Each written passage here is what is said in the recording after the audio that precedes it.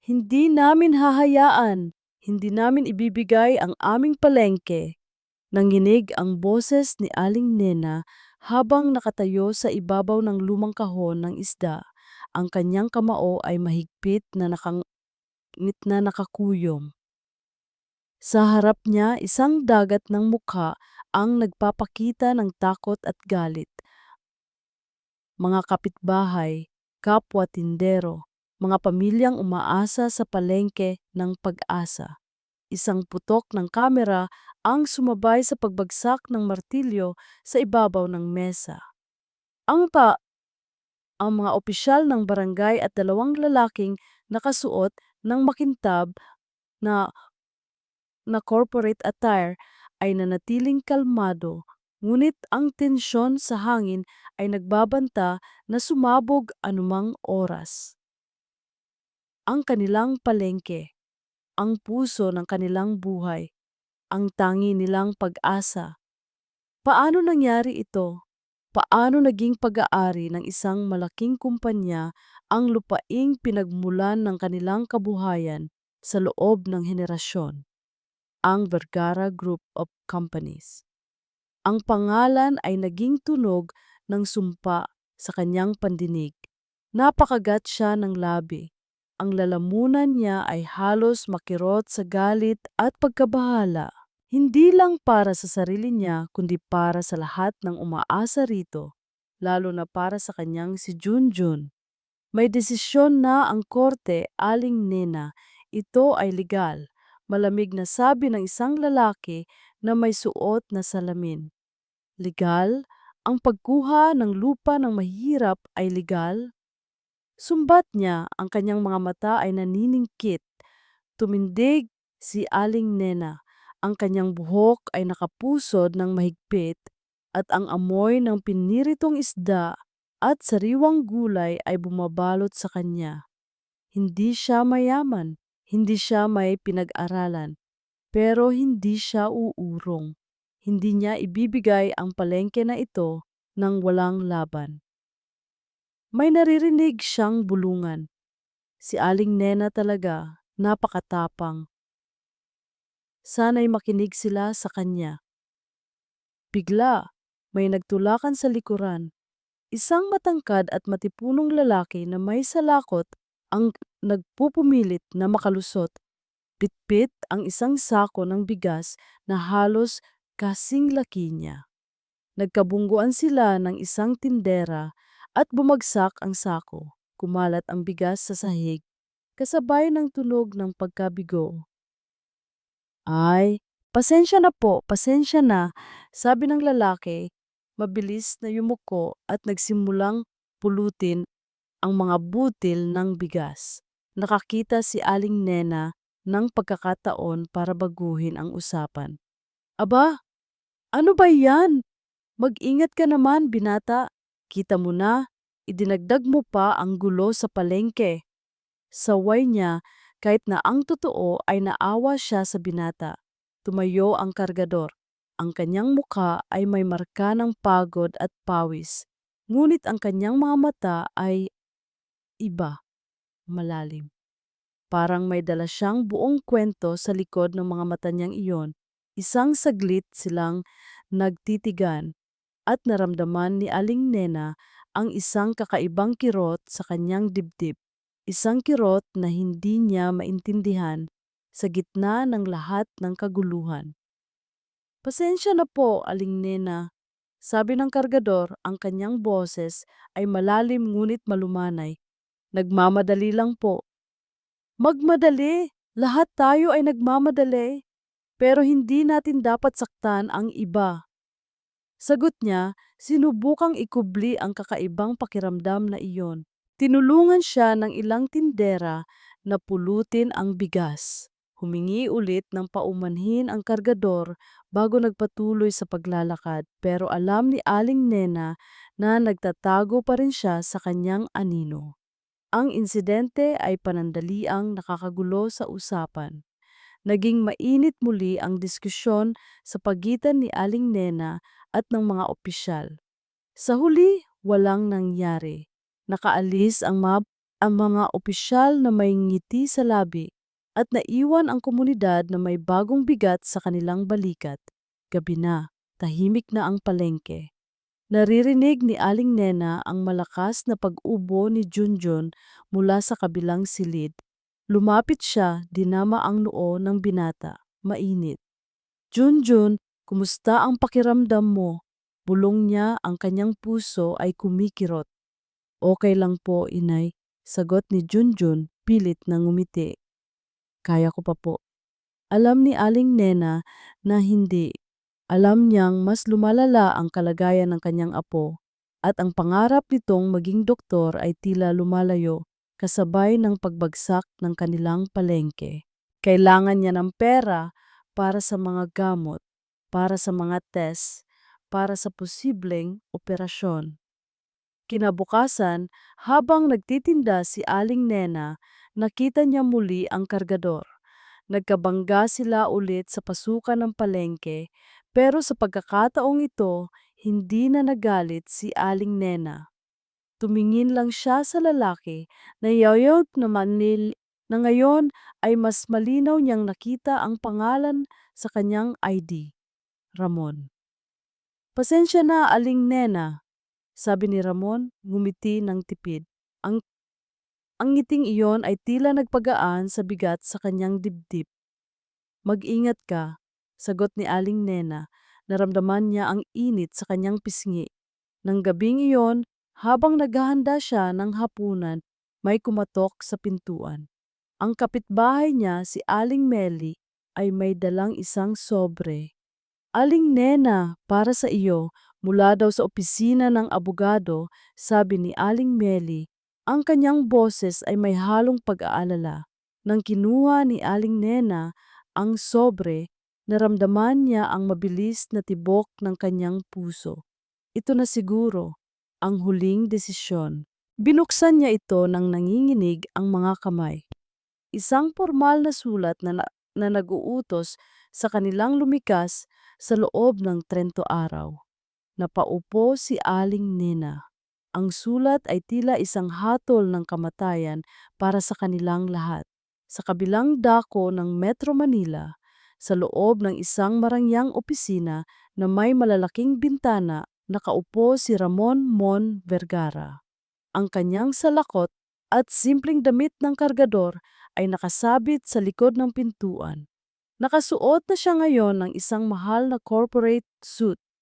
Hawak niya sa isang kamay ang isang baso ng whiskey at sa kabila naman ay ang kanyang cellphone.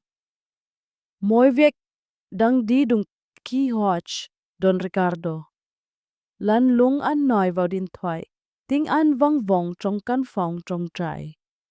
Sa kung kaano mang problema, ang simoying hangin sa palengkeng Pag-asa ay nagdadala ng sari-saring amoy, sariwang isda, matamis na prutas, at ang nakakaakit na bango ng piniritong isaw.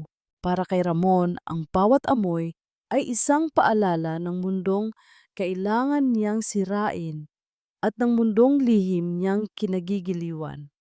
Bawat araw, matapos niyang magawa ang kanyang tungkulin sa opisina ng Vergara Group bilang CEO, nagpapalit siya ng kasuotan at nagiging si Mon, ang kargador. Ang init at ingay ng palengke ay isang matalim na kaibahan sa malamig at tahimik na kaharian ng korporasyon. Dito, tila mas totoo siya.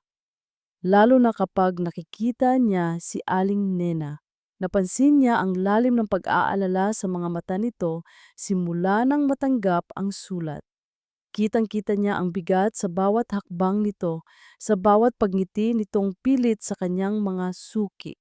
Naramdaman niya ang kirot sa kanyang dibdib, isang hindi pamilyar na damdamin na nagpapahirap sa kanya.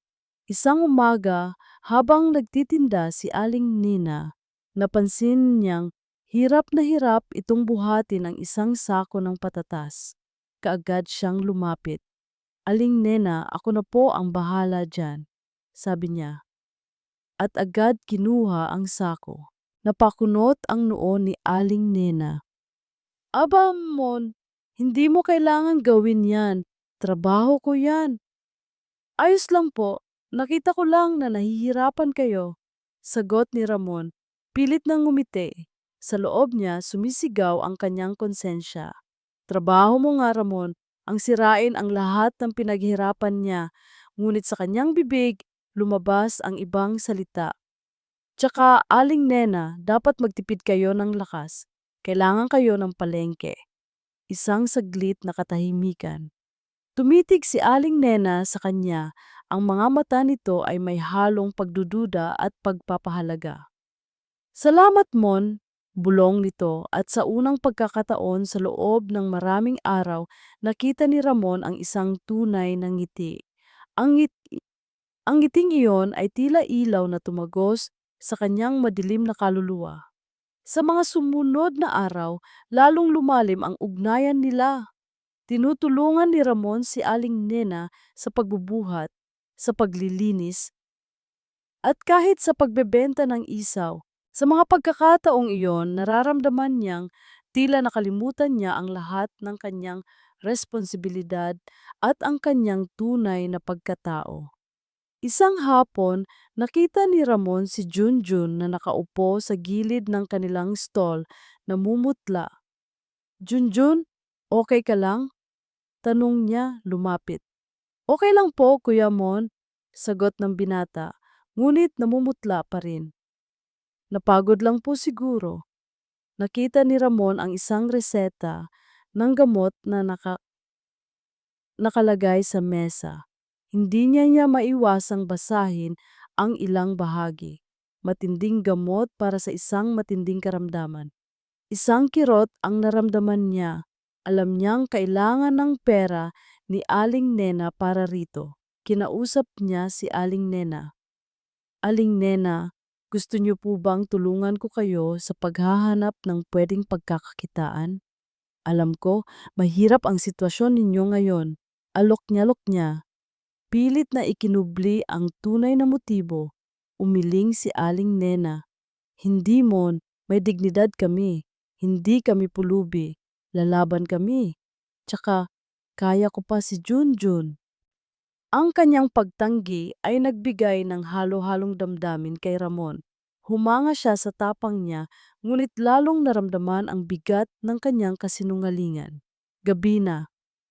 Naglalakad si Ramon pauwi o papunta sa sasakyan niya, depende sa kung ano ang tinutukoy niyang uwi. Naririnig niya ang mga balita sa radyo mula sa isang tindahan. Balita tungkol sa Vergara Group at sa proyektong Palengke ng Pag-asa. Ang CEO ng Vergara Group, si Ramon Vergara, ay nanatiling tahimik sa gitna ng kontrobersya. Napailing si Ramon. Tahimik? Hindi. Nagtatago. Ang kanyang cellphone ay nag-vibrate. Si Don Ricardo Soriano. Mon, ano na ang balita? Nagpapalipas ka lang ba ng oras diyan sa palengke? Tandaan mo ang pinag-usapan natin. Huwag mong kakalimutan kung sino ka at kung ano ang kailangan mong gawin. Ang boses ni Don Ricardo ay matalas at walang awa. Mabilis na po ang lahat, Don Ricardo. Sagot ni Ramon, ang kanyang boses ay tila yelo. Huwag po kayong mag-alala. Magiging maayos ang lahat. Ming, binaba niya ang tawag. Isang pagod na buntong hininga ang pinakawalan niya. Ang pagiging Simon ay nagpapagaan sa kanyang kalooban. Ngunit ang pagiging Ramon Vergara ay nagpapabigat sa kanyang konsensya. Kinabukasan, habang naglalakad si Ramon papunta sa kanyang pwesto, nakita niya si Aling Nena. Naglalakad ito papalabas ng palengke, mukhang may mahalagang pupuntahan. Sinundan niya ito ng tingin hanggang sa makita niya itong sumakay sa isang taxi at huminto sa tapat ng isang opisina ng abogado. Ang opisina ng abogado ng Vergara Group. Nanlaki ang mga mata ni Ramon. Ano ang ginagawa niya doon? Dali-dali siyang tumawag sa kanyang sariling abogado. ay check mo ang lahat ng nag-book ng appointment sa opisina ko at sa opisina ng legal team namin ngayong araw, lalo na ang mga pangalan mula sa palengke ng Pag-asa. Hindi nagtagal, bumalik ang tawag. Sir, may isang aling Nenita Cruz na may appointment. May katanungan daw po siya sa kontrata. Isang malamig na kaba ang tumakbo sa kanyang gulugod. Sinusubukan niyang ipagtanggol ang kanyang palengke sa pamamagitan ng legal na paraan. Nagsimulang tumakbo si Ramon. Kailangan niyang maabutan si Aling Nena bago siya makapasok. Hindi pa dapat malaman ni Aling Nena ang kanyang totoong pagkatao. Hindi pa. Nakarating siya sa tapat ng gusali, hingal na hingal. Nakita niya si Aling Nena na papalabas na, may hawak na papel. Nagkatitigan sila. Ang mga mata ni Aling Nena ay may halong pagtataka. Sa likod ni Aling Nena huminto ang isang itim na luxury car. Bumaba ang driver at binuksan ang likod ng pinto. Tumingin si Aling Nena kay Ramon at pagkatapos ay sa sasakyan. Isang mapanganib na kislap ng pagdududa ang kumislap sa kanyang mga mata. Mon, bulong ni Aling Nena, ang kanyang boses ay naguguluhan. Mabilis na umiling si Ramon. Hindi, hindi pa, ngunit huli na. Isang pamilyar na boses ang nagmula sa loob ng sasakyan. Ramon, ano pang tinatayo-tayo mo dyan? Nagmamadali tayo. Kailangan nating ayusin ang mga papeles sa opisina ng City Hall. Lumabas mula sa sasakyan si Don Ricardo Soriano. Ang kanyang ngiti ay nakakapanindig balahibo. Nakita niya si Aling Nena at ang kanyang ngiti ay lumawak, puno ng malisya. Hindi nakapagsalita si Aling Nena. Ang kanyang mga mata ay nanlalaki, nakatitig sa itim na sasakyan kay Don Ricardo at sa wakas kay Ramon na ngayon ay tila ibang tao sa kanyang paningin. Parang yelo ang bumalot sa buong katawan ni Aling Nena. Ang ngiti ni Don Ricardo, ang eleganteng kasuotan nito at ang tinig nitong tumatawag kay Ramon, lahat ay tila sumuntok sa kanyang sikmura. Hindi, hindi maaari. Simon, ang kargador, ang taong tumulong sa kanya sa sako ng patatas, ang taong nakasama niya sa ilalim ng init ng araw. Ramon Vergara, ang CEO ng kumpanyang sisira sa palengke ng Pag-asa. Napatingin siya kay Ramon. Ang mukha nito ay namutla, ang mga mata nito ay puno ng pagkataranta at pagsisisi. Ngayon niya lang napansin ang kaputian ng mga kamay nito, ang ayos ng buhok na nakatago sa ilalim ng salakot sa palengke. Isang mapait na tawa ang kumawala mula sa kanyang lalamunan. Ramon, ikaw pala ang CEO ng Vergara Group? Lumapit si Ramon, pilit na humawak sa braso niya. Aling Nena, ipapaliwanag ko, hindi ganoon ang iniisip mo. Inalis ni Aling Nena ang kamay ni Ramon na tila napaso.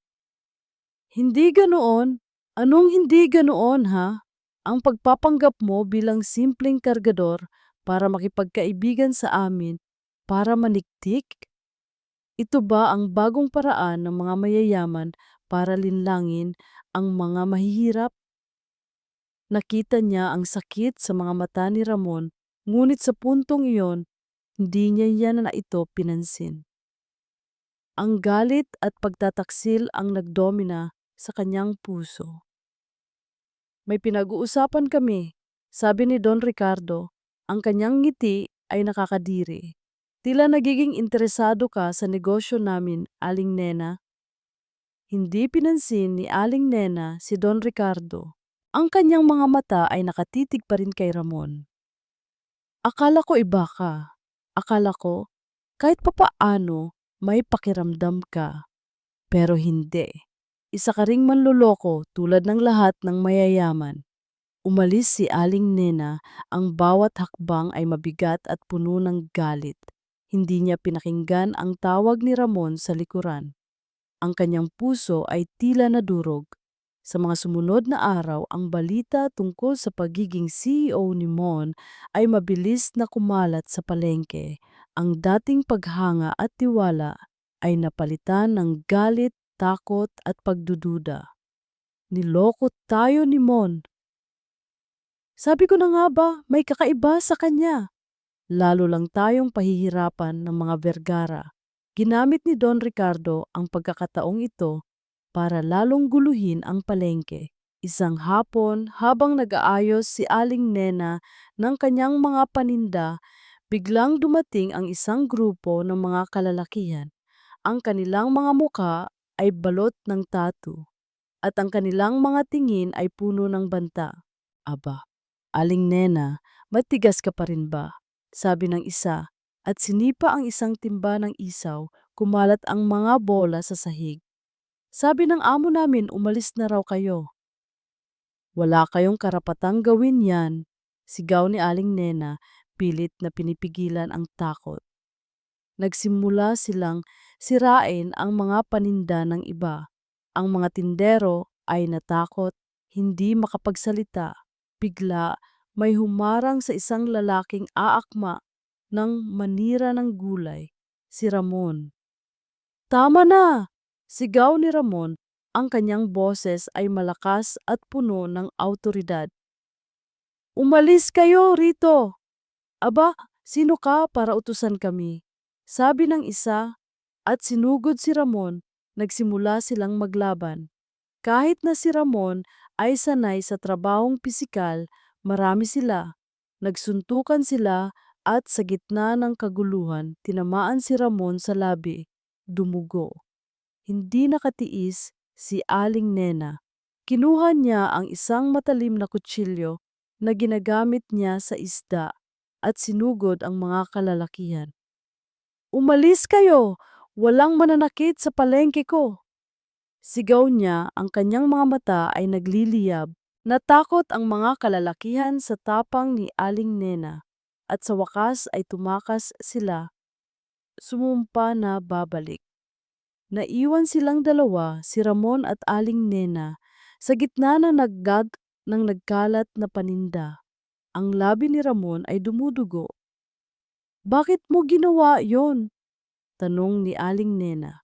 Ang kanyang boses ay nanginginig. Ang kanyang galit ay naghalo sa pag-aalala.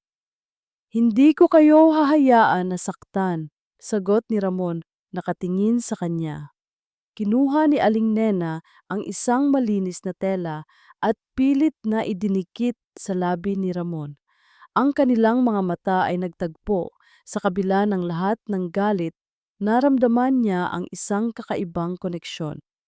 Kailangan kong dalhin si Junjun sa ospital, bukas para sa check-up. Biglang sabi ni Aling Nina, binasag ang katahimikan, lumalala ang ubo niya. Isang araw pagkatapos ng insidente, dinala ni Aling Nena si Junjun sa ospital. Habang naghihintay sila sa resulta ng mga pagsusuri, narinig niya ang pag-uusap ng dalawang nurse sa likuran niya. Kawawa naman yung batang si Junjun. Ang ganda ng pangarap pero ang daming sakit. Malala na daw ang lagnat at ang baga niya may kakaibang impeksyon. Oo nga, at ang mahal ng mga gamot at operasyon. Sana'y makahanap sila ng tulong. Napakapit si Aling Nena sa kanyang dibdib. Ang kakaibang impeksyon, ang operasyon, mas malala pa sa kanyang inakala. Habang naglalakad siya pabalik sa palengke, tulala, tumunog ang kanyang cellphone. Isang unknown number. Nag-aalangan siyang sinagot. Hello? Aling Nena, sabi ng isang boses na pamilyar pero tila naiiba. Ako ito, si Ramon. Hindi nakasagot si Aling Nena.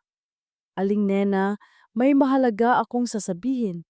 Pakiusap, makinig ka.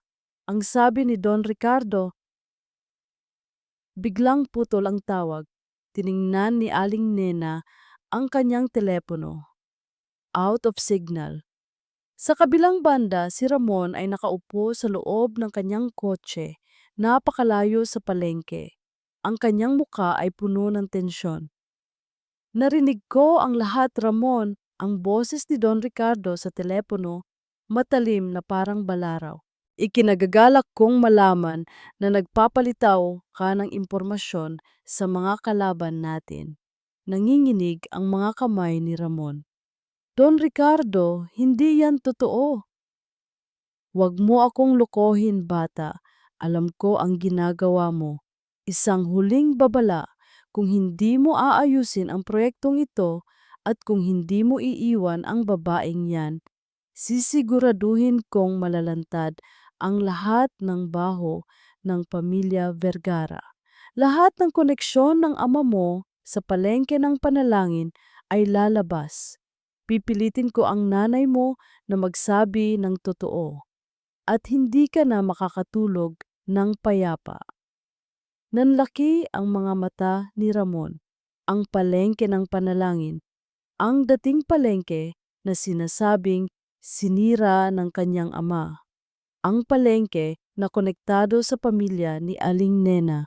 Alam niyang hindi na ito laro. Ang tinig ni Don Ricardo ay parang kidlat na tumama kay Ramon. Palengke ng panalangin.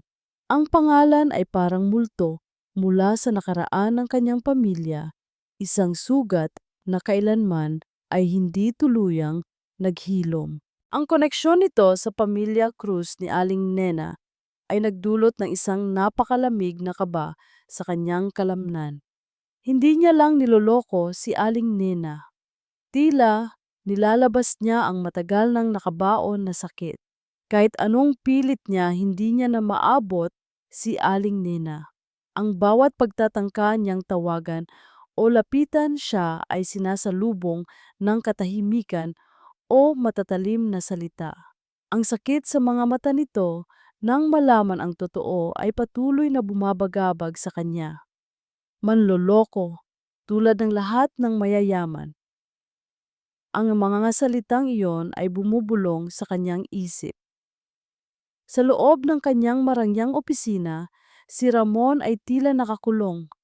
Ang mga papeles ng proyekto sa palengke ng pag-asa ay nakakalat sa kanyang desk. Ngunit ang kanyang isip ay lumilipad sa kanyang ama.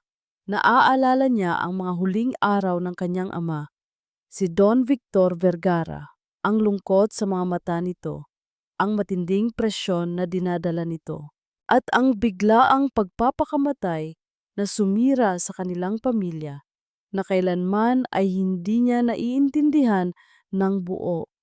Ang tanging alam niya ay nagkaroon ng malaking problema sa negosyo at si Don Ricardo ang tumulong sa kanyang ina na ayusin ang lahat. Napagdesisyunan ni Ramon na hindi na siya magtatago. Kailangan niyang malaman ang buong katotohanan, hindi lang para kay Aling Nena at sa palengke ng pag-asa, kundi para na rin sa kanyang ama. Gabi na. Lumabas si Ramon mula sa opisina, ngunit hindi siya umuwi sa kanyang kondo. Sa halip, nagmaneho siya papunta sa lumang mansyon ng kanilang pamilya, isang lugar na puno ng matatamis at mapapait na alaala. Doon niya nakita ang kanyang ina, si Doña Elena, na nag-iisang kumakain sa hapagkainan na tila napakalaki para sa isang tao. Ang kanyang ina ay isang matikas na babae, ngunit ang mga mata nito ay may malalim na lungkot na kailanman ay hindi nawala. "Ma!" tawag ni Ramon, umupo sa harap niya. Napakunot ang noo ng kanyang ina. "Ramon, anong ginagawa mo rito? May problema ba?" "Gusto kong malaman ang totoo, ma," diretsong sabi ni Ramon. "Tungkol kay Papa, tungkol sa palengke ng panalangin, at kay Don Ricardo." Namutla ang kanyang ina. "Anong pinagsasabi mo, Ramon? Lumipas na iyan. Kalimutan na natin. Ang mahalaga ay maayos ang kumpanya natin ngayon. Hindi ma, hindi ko makakalimutan. Patuloy akong sinusumbatan ng konsensya ko. May alam akong may tinatago ka. Hinihingal si Ramon. Ang kanyang mga kamao ay nakakuyom. Sinabi ni Don Ricardo na may koneksyon si Papa sa palengke ng panalangin at sa mga krus. Napatayo ang kanyang ina, ang baso sa kanyang kamay ay halos mabasag. Walang anumang dapat malaman. Protektahan mo ang pangalan ng iyong ama. Protektahan mo ang pamilya natin, Ramon. Paano ko poprotektahan ang pangalan niya kung hindi ko alam ang buong katotohanan? Ano ang itinatago mo sa akin, ma? Bakit ka natatakot kay Don Ricardo? Ngunit ang kanyang ina ay umiling lang, puno ng luha, at umakyat sa hagdan. Hindi siya sumagot. Naiwan si Ramon na nag-iisa sa malaking bahay na puno ng pagkabigo. Ngunit sa halip na sumuko, lalong lumakas ang kanyang determinasyon. Naglakad siya papunta sa lumang silid ng kanyang ama, isang lugar na halos hindi na niya pinapasok simula nang mamatay ito. Ang amoy ng lumang libro at tabako ay bumati sa kanya. Sa kabila ng kalat, hinanap niya ang anumang bagay na maaring magbigay ng sagot. Sa gitna ng lumang drawer, nakita niya ang isang makapal na album ng litrato. Puno iyon ng mga larawan ng kanyang ama noong bata pa siya. At mga lumang dokumento. May isang litrato na nakakuha ng kanyang pansin. Isang litrato na kumuha ng kanyang hininga. Ang litrato ay nagpapakita ng isang mas bata at masiglang Don Victor Vergara, ang kanyang ama, na nakatayo sa harap ng isang malaking mataong palengke. Sa tabi niya may isang lalaking nakangiti na may suot na sombrero. At sa background, isang malaking karatula na may nakasulat, Palengke ng Panalangin. Ngunit hindi lang iyon. Sa litratong iyon, nakita rin niya ang isang pamilyar na mukha. Isang batang babae na may matatalim na mata na nagtitinda ng isaw. Sa kanyang leeg, isang maliit na kwintas na may simbolo ng krus. Isang mukha na tila anino ng aling nena ngayon. Napakapit si Ramon sa litrato, ang palengke ng pamilya Cruz, ang palengke na sinasabing sinira ng kanyang ama. Kung totoo iyon, paano nangyari na ang kanyang ama ay kasama sa litratong iyon na tila kaibigan pa ng mga tao roon? Nagpatuloy siya sa paghahanap. Sa ilalim ng album, may isang lumang kahon. May nakasulat na pangalan ni Don Ricardo Soriano sa gilid. Nanginginig ang mga kakamay ni Ramon nang buksan niya ito. Ang laman ay mga lumang kontrata, mga business proposal, at ilang sulat. May isang sobre roon na walang laman, pero sa loob ng sobre may isang maliit na USB drive. Biglang may tumunog, hindi ang kanyang cellphone. Isang kakaibang tunog mula sa loob ng pader. Napansin niya ang isang lumang painting na nakasabit sa dingding. Isang tanawin ng isang lumang barko. Tila may mali sa painting na iyon. May bahagi na tila umiilaw. Hinila niya ang painting. Sa likod nito, isang maliit na safe na nakatago sa pader. Isang lumang safe na kailanman ay hindi niya napansin. Ang kanyang ama ay may tinatago, isang bagay na napakalaki. Pilit niyang binuksan ang safe. Ang bawat pagpihit ng dial ay tila nagpapabilis sa tibok ng kanyang puso. Nang bumukas ang safe, doon niya nakita isang lumang sobre, kulay kape, walang pangalan. Sa loob nito, isang sulat na may sulat kamay ng kanyang ama. Sa ibabaw may nakasulat na, "Para sa aking anak na si Ramon." Binuksan niya ang sulat. Ang mga unang salita ay tila sumuntok sa kanya. "Anak, kung nababasa mo ito, ibig sabihin ay hindi ko na kinaya." Biktima ako ng isang masalimuot na plano. Si Don Ricardo Soriano, siya ang tunay na demonyo. Nanlaki ang mga mata ni Ramon. Ang buong mundo niya ay tila gumuho sa kanyang harapan. Ang mga salita ni Ramon na naririnig sa telepono ay tila mga bula na pumutok sa ere. Ang tunog ng putol na tawag ay nag-iwan ng isang butas sa puso ni Aling Nena, kasabay ng pait ng pagdududa. Ang sabi ni Don Ricardo. Ano ang sinabi ni Don Ricardo? Bakit siya muling nagulo? Naglakad siya sa loob ng ospital. Ang kanyang mga hakbang ay mabigat. Kailangan ni Junjun ang gamot. Ang lahat ng naiipon niya ay halos ubos na. May bayad po ba talaga lahat ng ito, Doc? Tanong niya sa isang nurse pagkatapos nitong ibigay ang isang listahan ng mga babayaran. Umiling ang nurse. Ang mahal talaga, Aling Nena, pero kailangan ni Junjun. Ang kanyang sakit lalo pang lumalala, ang kakaibang impeksyon sa baga niya. Kailangan niya ng agarang operasyon. Pakiramdam ni Aling Nena, umiikot ang kanyang mundo, ang operasyon, ang gastos, ang palengke ng pag-asa, ang muka ni Ramon. Lahat ay naghalo-halo sa kanyang isip, tila isang bangungot na hindi matapos-tapos. Habang pauwi, napagpasyahan niyang dumaan sa isang mall para bumili ng makakain. Sa gitna ng lahat ng kaguluhan, nararamdaman niyang hindi na niya maintindihan ang mundo. Sa paglalakad niya sa loob ng mall, nakita niya ang isang pamilyar na kotse, isang itim na luxury car, ang parehong sasakyan na nakita niya sa labas ng opisina ng abogado, at doon, papalabas sa isang coffee shop, si Ramon. Nasuot siya ng isang mamahaling suit, ang kanyang buhok ay maayos na ayos. Wala na ang salakot, wala na ang simpleng damit. Nakita niya ang pagkakaiba. Hindi na ito si Mon, ang kargador. Ito na si Ramon Vergara, ang CEO. Nanigas si Aling Nena. Ang bawat hibla ng kanyang katawan ay tila bumagsak. Hindi na niya ito natiis. Naglakad siya papalapit kay Ramon. Ang kanyang puso ay kumikirot sa galit at sakit. Ngunit bago pa siya makalapit, may isang malaking TV screen sa mall na naglabas ng balita. Isang lumang dokumentaryo tungkol sa pag-unlad ng Metro Manila.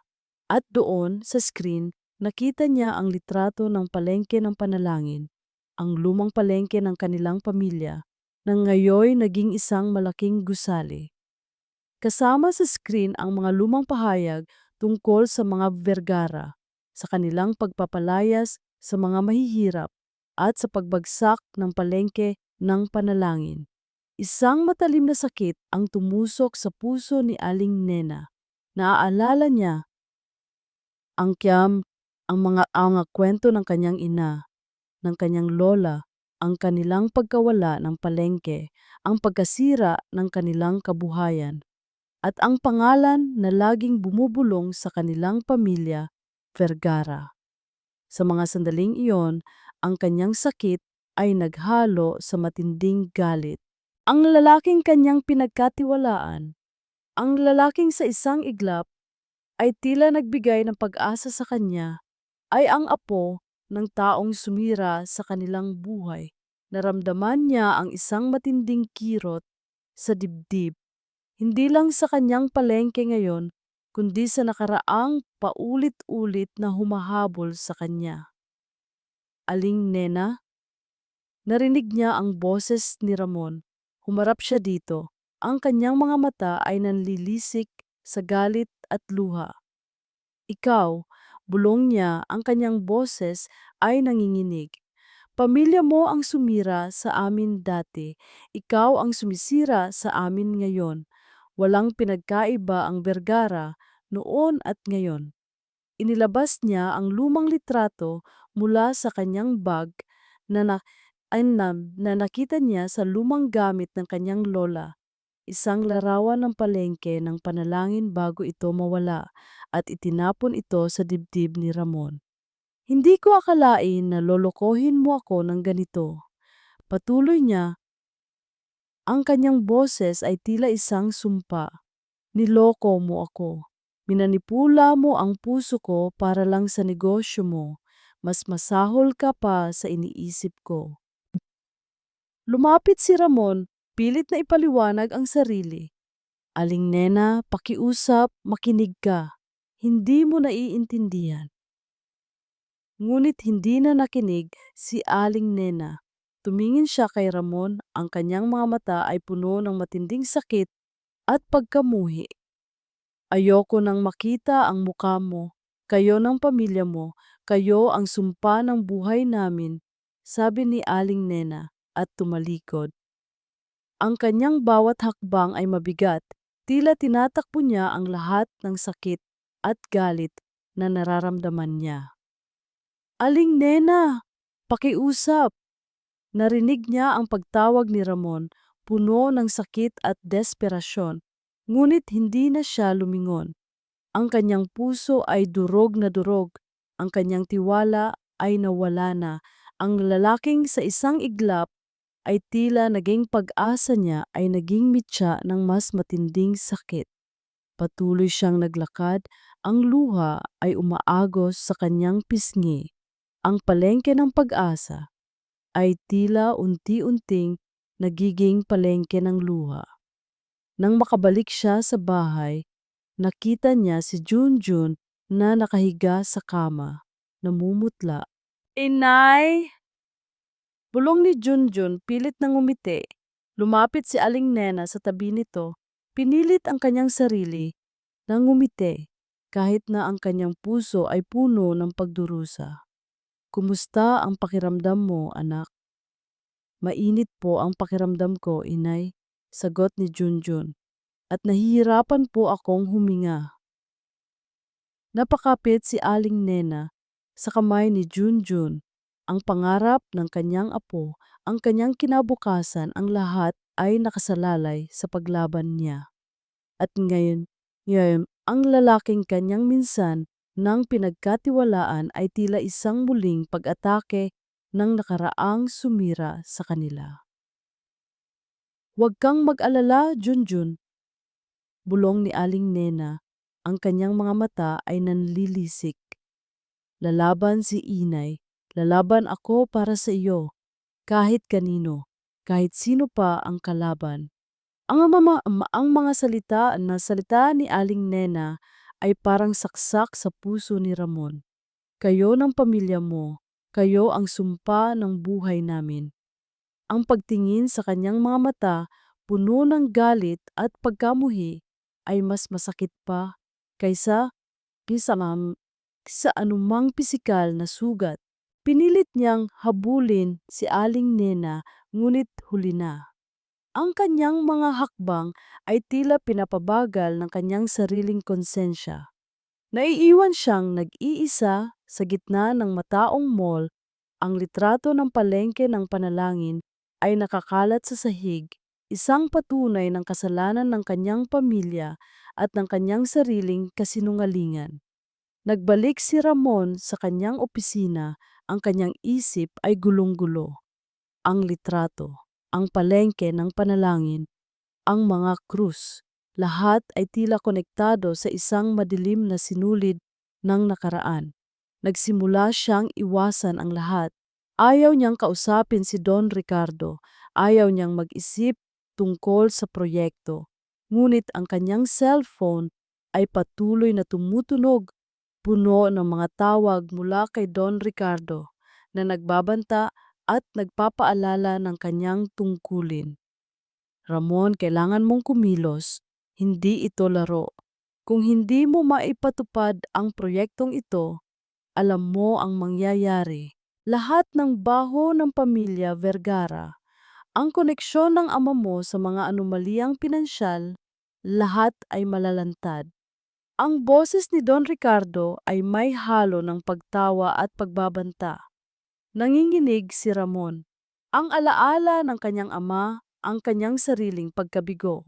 Nasa bingit siya ng paghaharap sa pinakamadilim na bahagi ng kanyang pagkatao. Sa mga sumunod na araw, lalong lumala ang sitwasyon sa palengke ng Pag-asa.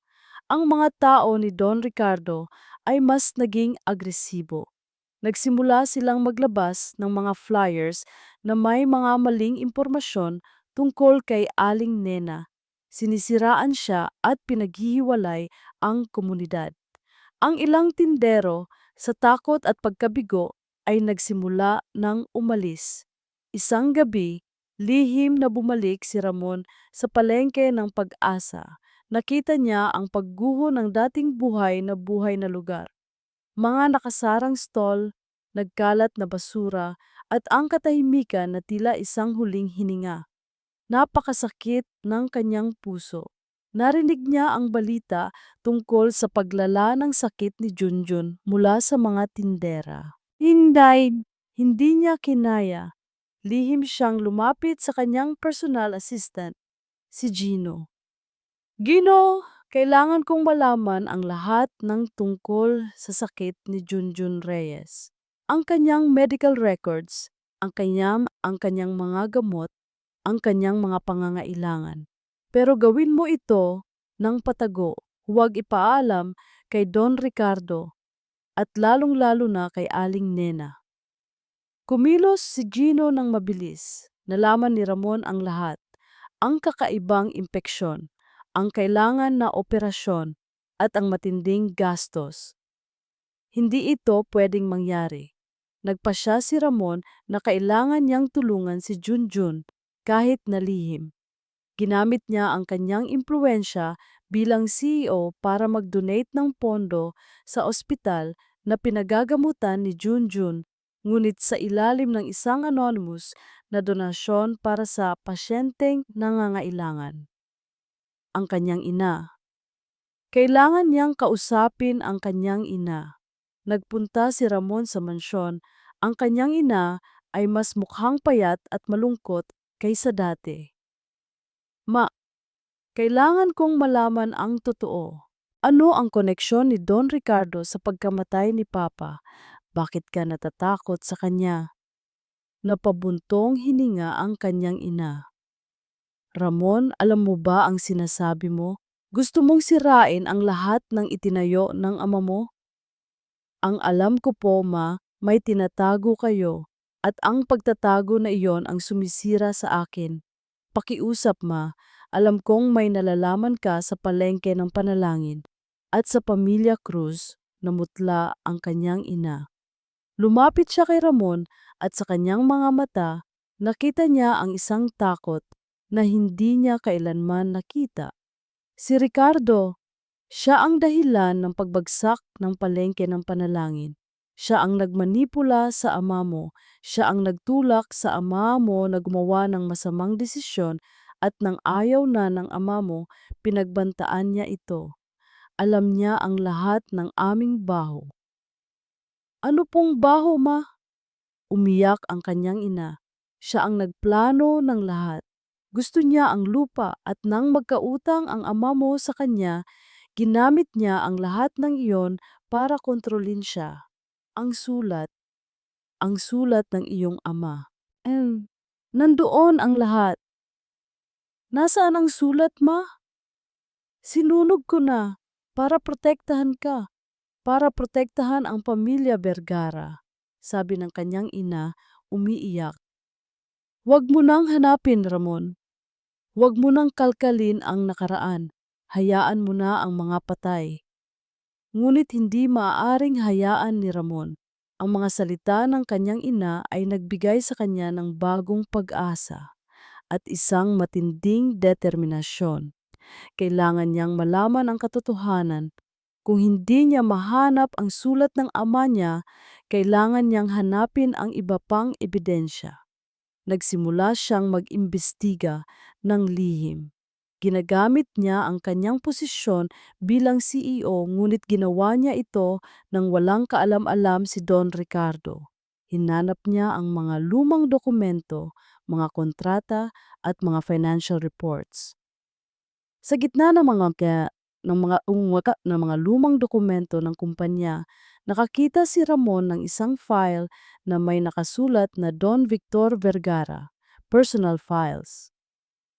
Sa loob, nakakita siya ng mga lumang bank statements, mga resibo, at isang lumang business card.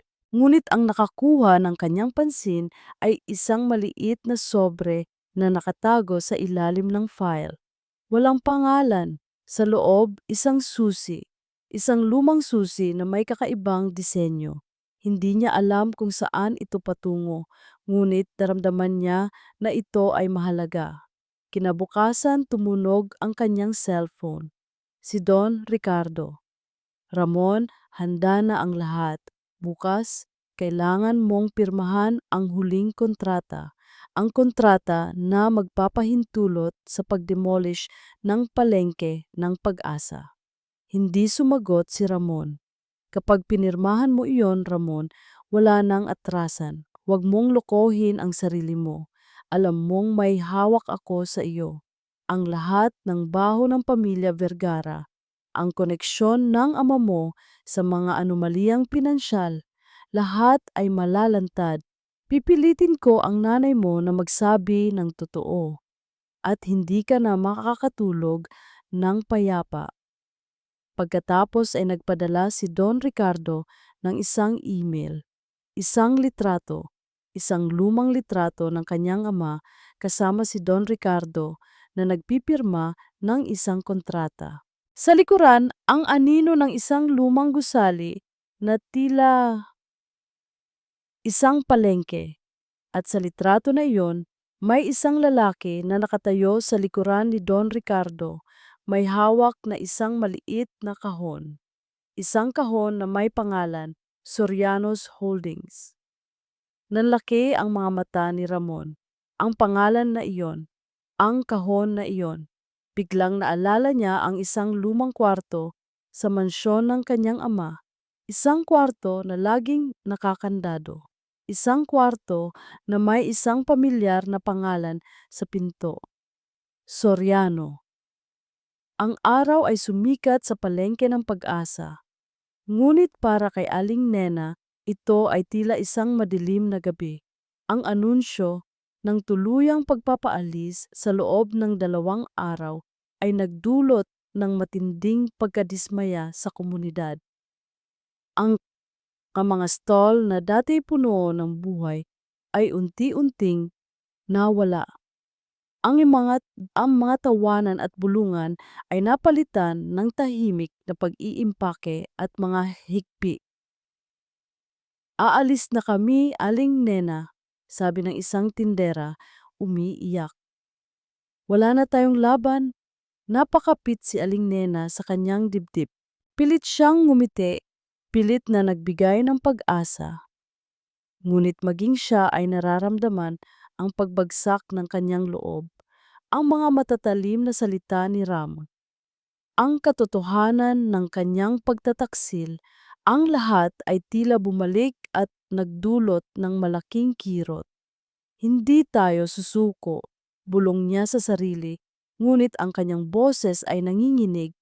Ang kanyang pinakamalaking pagsubok ay si Junjun. Ang kanyang apo ay lalong humina. Ang lagnat ay patuloy na tumataas at ang kanyang paghinga ay lalong nahihirapan.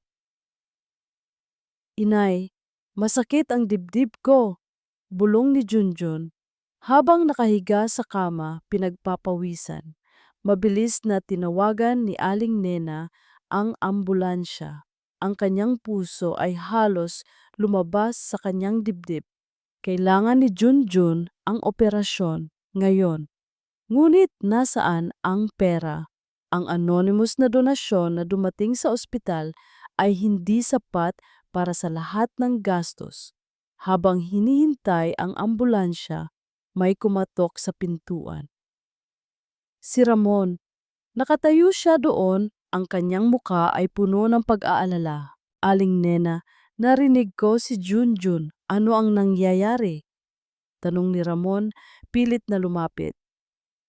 Huwag kang lalapit. Sigaw ni Aling Nena, hinarangan ang pintuan. Dahil sa inyo, Dahil sa proyekto ninyo, nagkasakit si Junjun. Dahil sa mga taong ipinadala ninyo, na-expose siya sa init, kaya lalong lumala ang sakit niya. Layuan mo kami! Ang mga salita ni Aling Nena ay parang sampal kay Ramon. Bumagsak ang kanyang mga balikat. Hindi na siya lumapit. Tumingin lang siya kay Junjun, ang kanyang mga mata ay puno ng pighati. Dumating ang ambulansya. Dinala si Junjun sa ospital. Sa oras na yon, tila naramdaman ni Aling Nena na wala na siyang lakas. Ang lahat ay tila nagkawatak-watak. Sa ospital, matapos ang ilang oras na paghihintay, lumabas ang doktor. Aling Nena, kailangan nating operahan agad si Junjun. Ang kanyang baga ay napakalala na ng impeksyon. Kailangan natin ng malaking halaga para rito. Napakasakit ng narinig ni Aling Nena. Malaking halaga? Saan siya kukuha? Ang kanyang palengke ay mawawala na. Wala na siyang pag-asa. Lumabas siya sa kwarto, umupo sa isang sulok at nagsimulang umiyak. Ang kanyang mga luha ay umaagos, tila isang ilog na walang katapusan. Wala na ang lahat, ang kanyang apo, ang kanyang kabuhayan, ang kanyang pag-asa. Aling Nena, narinig niya ang boses ni Ramon. Nagulat siya, lumapit pala ito at nakita siya. Bakit ka pa naririto? Tanong ni Aling Nena, ang kanyang boses ay tila isang bulong. Gusto kong tulungan ka, sabi ni Ramon, lumuhod sa kanyang harapan. Pakiusap, Aling Nena, hayaan mo akong tulungan ka. Tumingin si Aling Nena sa kanya, ang kanyang mga mata ay puno ng pagkapuot. Ano, ha? Tulungan mo? Para ano? Para lalo akong saktan? Para ipamukha sa akin na kaya mong bilhin ang lahat ng bagay, pati ang pag-asa ng aking apo? Umiling si Ramon. Hindi, hindi ganoon. Umalis ka, ayoko nang makita ang mukha mo, sabi ni Aling Nena, tumayo at lumayo. Umalis ka, Ramon, ikaw ang sumira sa lahat. Naiwan si Ramon na nakaupo sa sahig, ang kanyang ulo ay nakayuko. Ang mga salita ni Aling Nena ay tila nagpapahiwatig ng kanyang sariling pagkabigo. Kinabukasan, araw ng demolisyon. Hindi na, nag, hindi na nagpunta si Aling Nena sa palengke ng pag-asa. Hindi na niya kaya. Ang kanyang buong pagkatao ay tila nawasak. Nakaupo siya sa tabi ng kama ni Junjun. Pinagmamasdan ang kanyang apo na nahihirapang huminga. Maya-maya, narinig niya ang mga tunog mula sa labas. Ang tunog ng mga truck, ang tunog ng mga makina, ang tunog ng mga bulldozer. Tumayo si Aling Nena. Lumapit siya sa bintana ng ospital. Mula doon, kitang-kita niya ang palengke ng pag-asa. Ang dating buhay na lugar ay ngayon ay tila isang field ng giyera. Ang mga bulldozer ay naghihintay, handa nang sirain ang lahat. Isang butil ng luha ang pumatak mula sa kanyang mata. Walang pag-asa. Wala na. Biglang tumunog ang kanyang cellphone. Isang tawag mula sa hindi kilalang numero. Sinagot niya. Hello? Aling Nena, kailangan mong pumunta dito ngayon sa opisina ng Vergara Group.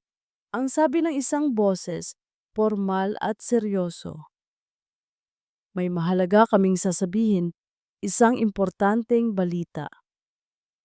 Ang mga salita ni Aling Nena ay nag-iwan ng butas sa puso ni Ramon. Umalis ka, Ramon, ikaw ang sumira sa lahat. Ang kanyang pagtanggi ay nagtulak kay Ramon sa isang bingit ng kawalan ng pag-asa. Naramdaman niya ang matinding sakit, hindi lang dahil sa pagkawala ni Aling Nena, kundi dahil sa katotohanan. Sa mga mata nito, Siya ang salarin. Ngunit ang galit na naramdaman niya sa sarili ay mabilis na napalitan ng isang matinding determinasyon. Kung si Aling Nena ay naniniwala na siya ang sumira sa lahat, kailangan niyang patunayan na mali ito, hindi lang para kay Aling Nena, kundi para na rin sa kanyang ama. Ang susi, ang lumang susi na nakita niya sa file ng kanyang ama. Kailangan niyang gamitin ito. Dali-dali siyang bumalik sa lumang mansyon. Nagtungo siya sa kwartong may nakasulat na Soriano sa pinto. Pilit niyang ipinasok ang susi. Sa wakas bumukas ang pinto, nagbubunyag ng isang lumang storage room na puno ng alikabok at mga lumang kagamitan. Nasa gitna ng kwarto, may isang lumang metal na kahon, malaki, at may padlock. Tiyak na ito ang kahon na nakita niya sa litrato ni Don Ricardo. Pilit niyang binuksan ang padlock. Sa kanyang paghahanap, nakita niya ang isang lumang baraha na nakasiksik sa isang sulok ng kahon. Binuklat niya ito. Ito ang lumang business card ni Don Ricardo Soriano. Sa likod, may sulat kamay. Para sa mga Vergara, may baho kayo na hindi kailanman mabubura. Pilit niyang binuksan ang padlock gamit ang isang crowbar. Nang bumukas ito, bumungad sa kanya ang isang malaking tambak ng mga dokumento, mga lumang kontrata, mga ledger, mga sulat, at sa pinakailalim, isang sobre, kulay kape, walang pangalan. Nanginginig ang mga kamay ni Ramon nang buksan niya ito. Ang laman ay isang lumang sulat na may sulat kamay ng kanyang ama. Anak kong Ramon, kung nababasa mo ito, ibig sabihin ay hindi ko na kinaya. Biktima ako ng isang masalimuot na plano, si Don Ricardo Soriano. Siya ang tunay na demonyo. Siya ang gumamit sa akin. Siya ang nagtulak sa akin sa bingit ng pagbagsak. Ang palengke ng panalangin, hindi ko sinadya na sirain, napilitan ako. Ginamit niya ang mga utang ko, ang mga baho ng ating pamilya para manipulahin ako. Siya ang nagplano ng lahat. Gusto niya ang lupa. Gusto niya ang lahat. Pakiusap, anak. Huwag mong hayaan na mangyari ito sa iyo. Itago mo ang liham na ito. Ito ang ebidensya. Ito ang totoo. Ipakita mo ang katotohanan. Ipagtanggol mo ang mga inosente. Ipagtanggol mo ang mga mahihirap para sa akin, para sa iyong kinabukasan. Patawarin mo ako, anak. Hindi ko kinaya. Ang bigat, ang kasinungalingan. Masyadong malaki ang halaga. Ang iyong ama, Victor Vergara. Nahulog ang sulat sa sahig. Nanlaki ang mga mata ni Ramon. Ang kanyang hininga ay humihigpit. Ang lahat ng kanyang mundo ay gumuho sa kanyang harapan, ngunit sa pagkakataong ito, hindi sa kawalan ng pag-asa, kundi sa galit. Ang kanyang ama ay hindi isang masamang tao. Ang kanyang ama ay biktima. Biktima ni Don Ricardo. Tiningnan niya ang laman ng kahon, mga litrato ng mga transaksyon, mga record ng mga iligal na pagkuha ng lupa. Ang mga pangalan ng mga ng mga opisyal na sinuhulan at ang koneksyon ng palengke ng panalangin sa mga krus. Lahat ay naroon. Lahat ng ebidensya. Iniskan ni Ramon ang lahat ng dokumento at litrato sa kanyang USB drive. Kinuhanan niya ng litrato ang sulat ng kanyang ama. Hindi na siya magtatago. Hindi na siya matatakot. Ang kanyang mata ay nagliliyab sa galit at determinasyon. Nagdial siya ng isang numero sa kanyang cellphone.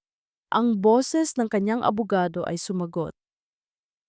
I-cancel ang lahat ng plano para sa demolisyon ng palengke ng Pag-asa at mag-schedule ka ng isang press conference. Ngayon na, kailangan kong ilantad ang lahat.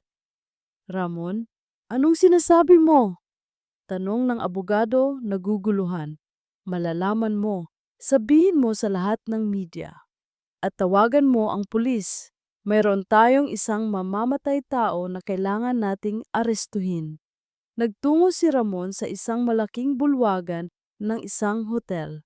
Ang mga reporters ay nag-aabang, di alam kung ano ang mangyayari. Ang balita tungkol sa kanyang biglaang press conference ay mabilis na kumalat. Sa sandaling lumabas si Ramon sa entablado, ang mga putok ng kamera ay nagmistulang kaba. Ang kanyang muka ay seryoso, walang bahid ng takot. Magandang umaga sa inyong lahat. Panimula ni Ramon, ang kanyang boses ay malakas at malinaw. Naririto ako ngayong umaga para ilantad ang isang katotohanan. Isang katotohanan na matagal nang inilihim. Isang katotohanan na sumira sa buhay ng maraming tao, kasama na ang aking sariling pamilya. Habang nagsasalita si Ramon, nakaupo si Don Ricardo sa kanyang opisina, nanonood ng live feed sa kanyang TV. Ang kanyang nangiti ay nakakapanindig balahibo. Ang tanga ni Ramon, bulong niya sa sarili. Akala niya kaya niyang labanan ako.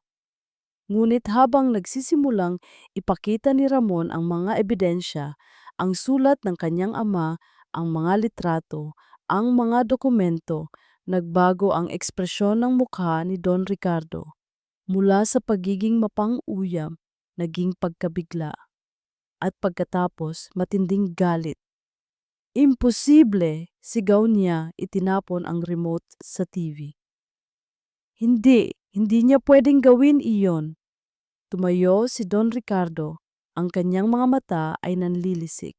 Kailangan niyang pigilan si Ramon. Ngayon na, nasa gitna ng spotlight si Ramon. Ang kanyang tinig ay matatag at malinaw kahit na ang kanyang puso ay kumikirot sa bawat salitang lumalabas sa kanyang bibig. Ibinunyag niya ang liham ng kanyang ama, ang mga dokumentong nagpapatunay sa panloloko ni Don Ricardo Soriano, ang mga transaksyong ilegal, at ang pangingikil na nagtulak sa kanyang ama sa pagpapakamatay. Ang aking ama ay hindi isang masamang tao, mariing sabi ni Ramon. Ang kanyang mata ay nanlilisik sa galit. Siya ay biktima. Tulad ng maraming biktima ni Don Ricardo Soriano, kasama na ang mga pamilya sa palengke ng panalangin noon at sa palengke ng pag-asa ngayon. Ang bulwagan ay napuno ng bulungan. Ang mga flash ng kamera ay tila hindi matapos-tapos. Ito ang balita ng taon. Nang matapos si Ramon sa kanyang pahayag, inabot niya ang isang sobre sa mga pulis na naroroon. Narito ang lahat ng ebidensya, mga kopya ng orihinal na sulat, mga dokumento at iba pang patunay. Sa kanyang opisina, si Don Ricardo ay tila isang tigre na nakakulong. Winasak niya ang lahat ng nasa lamesa. Ang kanyang muka ay namumula sa galit. Ramon, hindi ka makakatakas sa akin. Sigaw niya tila baliw. Agad siyang tumawag sa kanyang mga koneksyon, pilit na pigilan ang pagkalat ng balita, pilit na siraan si Ramo. Ngunit huli na. Ang balita ay kumalat na sa buong bansa. Ang mga abogado ni Don Ricardo ay mabilis na kumilos, pilit na ipagtanggol siya. Nagsimula silang maglabas ng mga pahayag na nagbubunyag ng mga baho ng pamilya Vergara. Sinisiraan si Don Victor at pinipilit na si Ramon ay nagpapanggap lamang. Kinausap ni Ramon ang kanyang ina. Ang kanyang ina na matagal nang natatakot ay ngayon ay mas matapang. Tama ka, Ramon. Kailangan nang ilabas ang katotohanan. Pagod na akong magtago. Ang kaso ay dinala sa korte. Isang high-profile na paglilitis na sinubaybayan ng buong bansa. Sa loob ng korte, ang tensyon ay namayani. Naroroon si Ramon, seryoso at matatag. Sa kabilang banda, Si Don Ricardo, mayabang pa rin, ngunit ang kanyang mga mata ay may bakas ng takot. Ginoo Vergara, ano ang motibo mo sa paglalantad ng mga impormasyong ito? Tanong ng abogado ni Don Ricardo. Hindi ba't ito ay para lamang sirain ang reputasyon ng isang iginagalang na negosyante dahil sa pagbagsak ng iyong ama sa aming negosyo? Ang aking motibo ay ang katotohanan. Mariing sagot ni Ramon. Ang katotohanan na ang aking ama ay isang biktima. Ang katotohanan na si Don Ricardo Soriano ay isang kriminal na nagtatago sa likod ng kapangyarihan at pera. Hindi ako naninira ng reputasyon. Inilalantad ko lang ang katotohanan. Ipinakita ni Ramon ang mga ebidensya, ang sulat ng kanyang ama, ang mga transaction records, ang mga testamento ng mga dating empleyado na sinuhulan, ang mga litrato, ang lahat. Maging ang kanyang ina ay tumestigo, umiiyak habang inilalahad ang lahat ng kanyang nalalaman, ang kanyang takot at ang kanyang pagsisisi. Ang ebidensya ay napakalakas. Ang hurado ay gumawa ng desisyon. Guilty! Ang malakas na pagbigkas ng hatol. Nanlaki ang mga mata ni Don Ricardo. Sinubukan niyang tumayo at tumakas, ngunit hinarangan siya ng mga pulis. Ang kanyang muka ay puno ng galit at pagkabigo. Hindi ito matatapos dito. Babalik ako. Sigaw niya habang kinakaladkad siya palabas. Nakatingin si Ramon kay Don Ricardo. Ang kanyang puso ay napuno ng kakaibang damdamin. Pagod, kalungkutan, ngunit kasama rin ang isang pakiramdam ng kapayapaan. Sa wakas, nabigyan ng hustisya ang kanyang ama. Samantala, sa ospital, si Aling Nena ay nanonood ng balita sa TV. Ang kanyang mga mata ay nanlalaki habang nakikinig siya sa paglalahad ni Ramon, ang sulat ng kanyang ama. Ang katotohanan tungkol sa palengke ng panalangin. Naramdaman niya ang kakaibang kirot sa kanyang dibdib. Hindi ito galit, kundi pagsisisi. Mali siya, nagkamali siya sa paghusga kay Ramon. Ang lalaking ito ay hindi isang manloloko, siya ay biktima rin.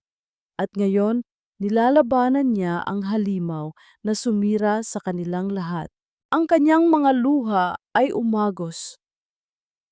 Ngunit sa pagkakataong ito, hindi ito luha ng kalungkutan, kundi ng pagkaunawa. Junjun, ang kanyang apo. Biglang tumunog ang telepono ni Aling Nena. Mula ito sa doktor. Aling Nena, ang kalagayan ni Junjun lumala.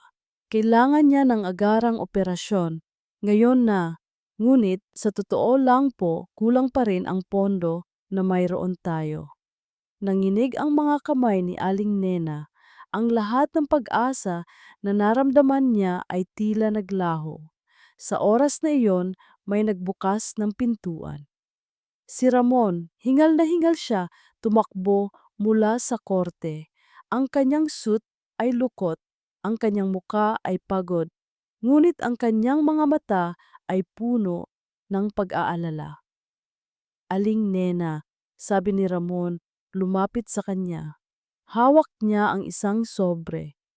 Para kay Junjun, ang pera para sa operasyon. Naibenta ko na ang ilan sa aking mga shares sa kumpanya. Hindi ito bayad para sa anumang kasalanan. Ito ay para sa kanya. Ito ang simula ng aking pagbabago. Tumingin si Aling Nena kay Ramon. Ang kanyang mga mata ay puno ng luha. Nakita niya ang sinseridad sa mga mata nito. Nakita niya ang isang taong nagbago. Ramon, ang sobre na inabot ni Ramon kay Aling Nena ay tila isang tanglaw sa dilim. pera para sa operasyon ni Junjun. Ang mga salita ni Ramon, "Ito ang simula ng aking pagbabago," ay tila nagpabukas sa isang pintuan sa puso ni Aling Nena na matagal nang nakasara. Napatingin siya kay Ramon. Ang mga mata nito ay hindi na ang mga mata ng kargador na sinubukang manlinlang o ang mga mata ng CEO na mayabang at mayaman. Ang mga ito ay mata ng isang taong nasaktan, nagsisisi at handang magbago. Ramon, bulong ni Aling Nena, ang kanyang tinig ay halos hindi marinig. Maraming salamat. Niyakap ni Aling Nena si Ramon, isang yakap na puno ng pasasalamat, pagpapatawad at isang bagong simula. Naramdaman ni Ramon ang pagdampi ng mga luha sa kanyang balikat at sa wakas, naramdaman niya ang kapayapaan. Mabilis na naipasok si Junjun sa emergency room. Ang paghihintay ay mahirap. Ngunit sa pagkakataong ito, hindi na, dan, hindi na nag-iisa si Aling Nena. Magkatabi silang naghintay ni Ramon. Magkahawak kamay, tahimik na nagdarasal. Lumabas ang doktor makalipas ang ilang oras. Successful ang operasyon. Stabilized na ang kondisyon ni Junjun. Kakayanin niya na, Aling Nena. Malalagpasan niya ito. Masayang sabi ng doktor. Bumagsak si Aling Nena sa isang upuan, umiiyak. Ngunit sa pagkakataong ito, luha ng saya at pag-asa. Niyakap niya ulit si Ramon.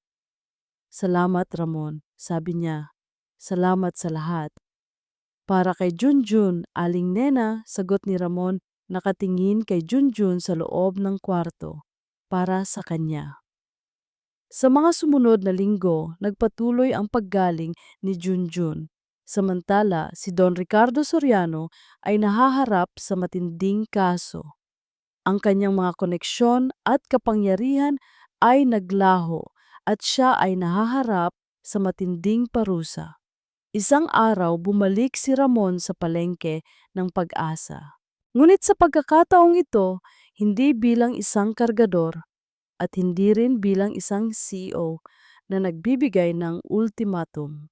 Dumating siya na may dalang mga blueprint at isang bagong pananaw. Nagtayo siya ng isang pulong sa komunidad ng palengke. Naroroon si Aling Nena at ang mga tindera na unti-unting bumabalik. "Mga kaibigan, Aling Nena," panimula ni Ramon, ang kanyang tinig ay may halong pagpapakumbaba. "Alam kong marami akong kasalanan, ngunit ngayon naririto ako para bumawi." Ipinakita niya ang kanyang mga plano, isang proyekto na hindi magdedemolish sa palengke ng Pag-asa. Sa halip, ito ay isang proyekto na magpapaganda, magpapaunlad at magpapanatili sa tradisyon ng palengke. Isang modernong pasilidad na may mga bagong pamilihan, maayos na sanitary facilities, at isang medical clinic para sa komunidad na pinundohan ng Vergara Group. At ang palengke ng Pag-asa ay mananatiling palengke ng pag-asa, sabi ni Ramon. Isang lugar na magbibigay ng pag-asa sa lahat ng nangangailangan. Ang mga tindera ay nagpalakpakan. Ang kanilang mga mukha ay puno ng saya at pag-asa. Lumapit si Aling Nena kay Ramon. "Maraming salamat, Ramon. Salamat sa pagbabago." Tiningnan siya ni Ramon at isang ngiti ang sumilay sa kanyang mga labi. "Salamat sa iyo, Aling Nena. Salamat sa pagpapakita sa akin ng tunay na kahulugan ng pag-asa." Mula noon, nagtulungan si Aling Nena at Ramon. Si Aling Nena, na ngayon ay mas bukas ang puso, ay naging boses ng komunidad sa pagpaplano. Si Ramon naman, na natuto sa kanyang mga pagkakamali, ay ginamit ang kanyang impluensya at yaman para sa ikabubuti ng nakararami. Lumipas ang ilang taon. Ang palengke ng Pag-asa ay nagbago. Ito ay naging isang modelo ng modernong palengke ngunit nanatili ang kanyang kaluluwa. Ang mga tindero ay mas masaya, mas maayos ang kanilang kabuhayan. Si Junjun, naganap ng gumaling, ay isang matagumpay na estudyanteng ng medisina. Madalas siyang bumibisita sa palengke at tinutulungan ang mga tao sa medical clinic. Isang hapon, naglalakad si Aling Nena at Ramon sa gitna ng palengke ng Pag-asa, magkahawak kamay. Si Aling Nena ay hindi na ang dating Aling Nena na puno ng galit at pagdududa. Ang kanyang mga mata ay puno ng kapayapaan at pagmamahal. Si Ramon naman, hindi na ang CEO na nagtatago sa likod ng kanyang posisyon, kundi isang lalaking bukas ang puso at tapat. Hindi ko akalain na mangyayari ito, Ramon, sabi ni Aling Nena, nakatingin sa kanya. Ako rin, Aling Nena, sagot ni Ramon, humalik sa kanyang noo. Hindi ko akalain na makakahanap ako ng kapayapaan at tunay na pagmamahal sa gitna ng lahat ng kaguluhan. Huminto sila sa gitna ng palengke, tumingin sa mga ngiting mukha ng mga tao. Aling Nena ay sumandal sa balikat ni Ramon, tumingin sa kalangitan na unti-unting nagiging kulay kahel. Salamat, mahal ko. Salamat sa lahat. Ito ang simula ng ating bagong pag-asa.